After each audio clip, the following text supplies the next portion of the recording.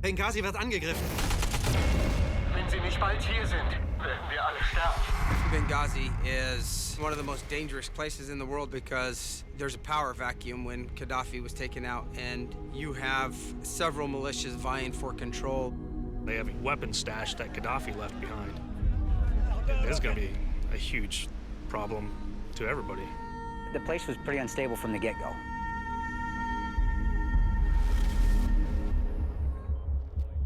We weren't the only government that was in Benghazi. It is a global effort. We were fighting terrorism as a joint unit. Every country is going to have the equivalent of what we did to protect their government officials. By watching this and understanding what we went through, you'll understand what some of the people in your country are doing for you. Das ist Jack Silver.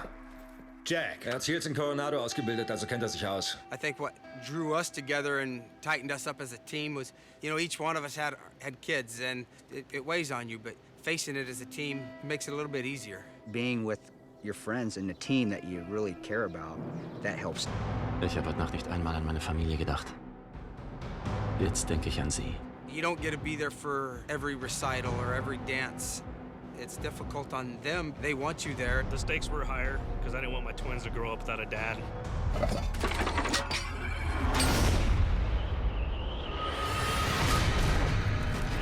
Keiner von euch muss das tun. Aber wir sind die einzige Hilfe, die ihnen noch bleibt. We were told to wait, we were told to stand down, and no, we're not going to. We're going to make a difference in these guys' lives, and we're going to bring them home. Auf geht's, wir müssen los! My life's always been about serving others and putting me second. My teammates did so many amazing things. Wir kommen rein, wir sind auf dem Gelände. It shows that there's still guys out there that are willing to sacrifice their lives and put others before themselves.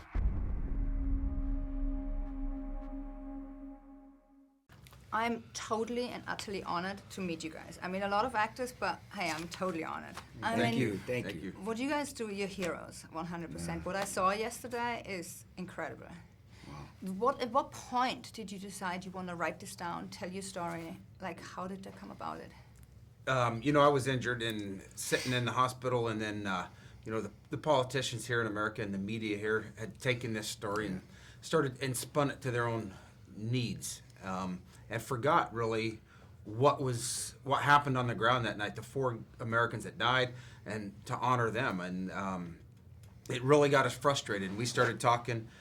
These guys were still working, and we just kind of come together and said, you know what, we need to tell the story. And if we talked about different platforms, and you know, had we went just to the talk shows or something like that, they were going to spin it again. And the best way to put it down where it wouldn't be changed and it's ours is put it in print. And, you know, luckily we were introduced to Richard Abate. He was our agent, and, you know, from there, this is where we're at. It was great. Steamroll. Ditto. I couldn't say it any better. It's my line. Ditto. You took one of his 5 words. Ditto-ish. So how happy were you with the product when you saw it, with the end I was very happy with it. You know, he would have been happier had he got had to I play been himself. in it. I mean, I asked, but yeah, of course. Seriously? But then they realized they wanted people to actually go watch them. Oh, there we go. But it seemed putting the 13 hours into 2. Of course, you've got to condense a lot of it. But when I walked out of the theater, you know, I felt like I'd been back there, and I did feel very empty because the emptiness was I had missed the job. I wanted to go back. I could have jumped on a plane and went back immediately. So, and that was the reaction I was hoping for. So it was a hurtful reaction, but an emotionally draining reaction. But that's what I wanted to get out of the movie. If I didn't get that, then they wouldn't have done it right. And they did get the action. And people that go see 13 Hours of Secret Soldiers of Benghazi are going to be pulled back and see what combat is from our perspective, and being basically left behind and just relying on each other to get through.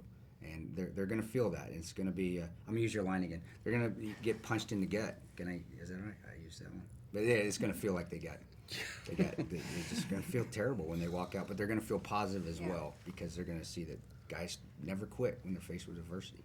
I mean, you just said it very clear, you didn't have to go and do it. I mean, what goes through your mind in that split second of the decision you have to make? Like, what?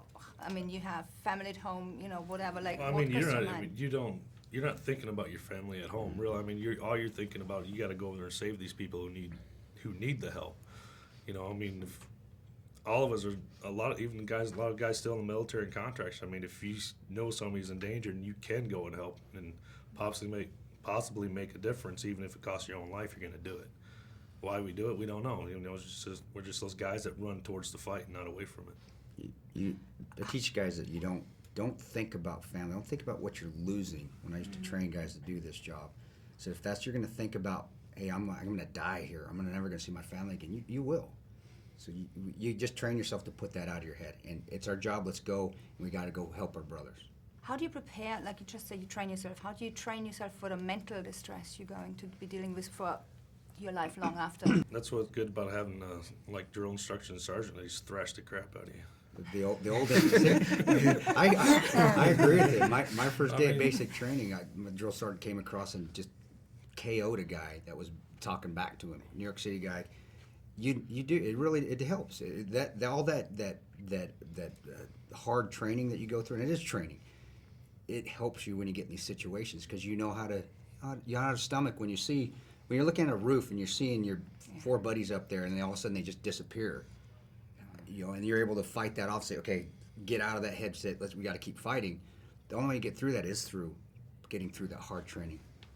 Now, with all the mad gun people in the world, specifically in America, but I mean, what is your own feeling about that? I mean, we're living in a complete threat everywhere. So what is your feeling about that? You just got to deal with it on a day-to-day basis. I deal with it through my faith, and faith, trust in your friends, in your family, and the guys that you work with, and you just got to, whatever comes up, you deal with it and you get over it and you drive through it. I want people in this world to they're always worried about the terror, and these bad people have guns, and there's people like us that are standing behind you in a grocery store too. Yeah, we're not going to pull out the camera. No, we're not pulling out the camera phone. They're going to film it. We'll step in the line of fire. So I want people to think that, and they're going to get that out of the movie. They're going to see that there's guys still like that. We're going to run to the gunfire. It doesn't need to be battle. It can be at the local grocery store. So I want people to don't worry about that. There's a lot of us guys out there that are just living our lives, but we will get in the middle of it and make sure you get home. And if we die doing it, well then we still die. Just because we're out of the combat zone doesn't mean we're not doing what we believe we need to do, and that's the right thing, which is saving others, really. Mm-hmm. I hope you stand behind me in the grocery store. And then I'll stand in front of you if something happens. All right, thank you so much. No, thank you. Total pleasure to meet you guys. Yes, it was a Thank you. pleasure. Thank you so Thank much you. for telling our Thank stories. you. Nice meeting you.